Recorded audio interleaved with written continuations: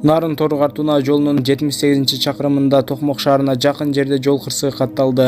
Жол кыймылынын коопсуздугун камсыздоо башкы башкармалыгынан билдиришкендей, Honda Odyssey үлгүсүндөгү унаа жолдун каршы тилкесине чыгып кетип, атайын техника унаа манипулятор менен сүзүшкөн.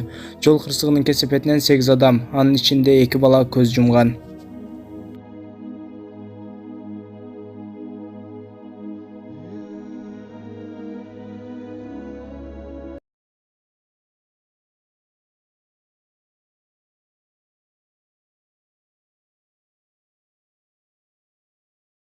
Түнкүсүн иштеп кредитке алган iPhone 11 телефонун уурдаткан студент кыздын видеосу камерага түшүп калган.